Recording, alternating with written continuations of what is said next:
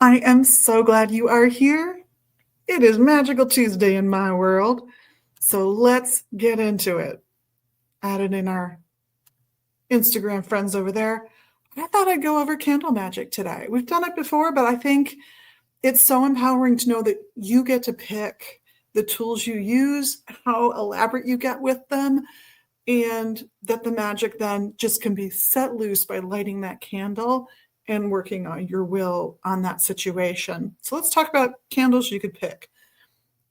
If you're going to be there to meditate, exercise your will, pray, however you want to think of it, while the candle's burning, then I pick a short candle. I would deliberately pick a candle that's not very big. So we have what are called chime candles or mini candles. They're 4 inches tall, they're kind of skinny.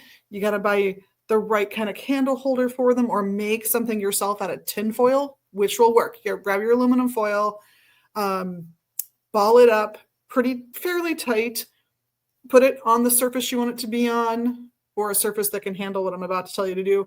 Rub it so it's got a flat base, jam the candle into it, maybe scrunch the foil right around the candle. You're good to go. But you can also pick up adorable little porcelain or iron candle holders for them. And then you get to pick a color, which means you get to add another layer of color to the magic you're doing, because color magic and candle magic just go hand in hand so well.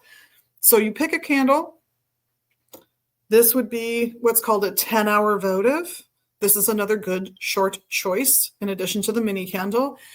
When you see 15-hour votive or 10-hour votive, don't think that's a promise for how long it's going to burn. It used to be a really long time ago, but now it's a reference to the size.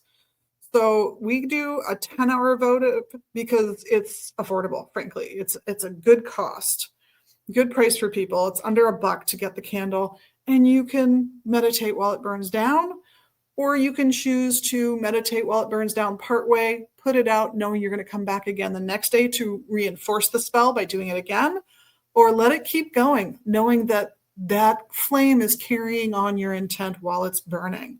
Just do it safely. That's all I'm asking. What can you put these guys in?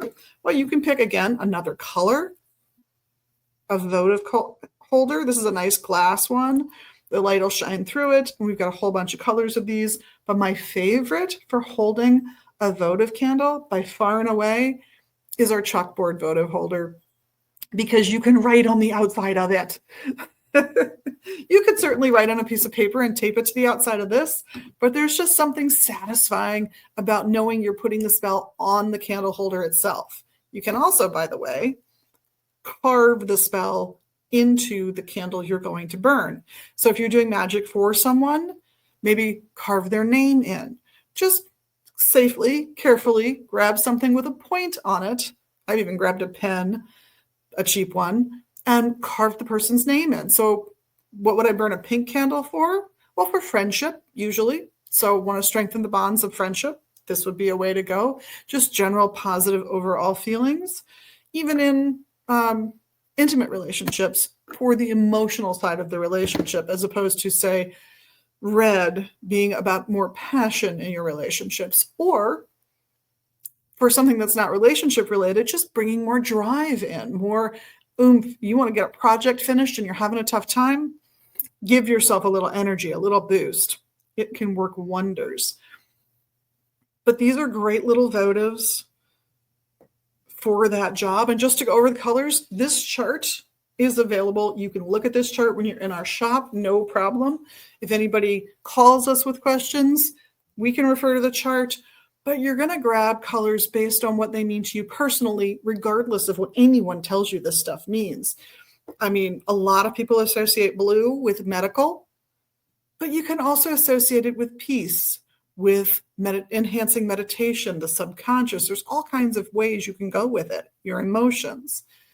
Purple is often associated with royalty and therefore wealth, success, all of those lovely things. And each of these has a planetary association too that can help reinforce the magic you're working. So what am I going to do if I'm going to use some candle magic? I'm going to find a candle Maybe I'm going to carve it. Maybe I'm going to put an oil on it that I think is appropriate to what I'm doing. You might be able to find spell oils, or you might be looking at essential oils and using plant magic in that way. I'm going to coat this little guy up and then put him in the holder and get him lit. And then I'm going to spend some time concentrating on my goals with the candle and the candle magic I am using.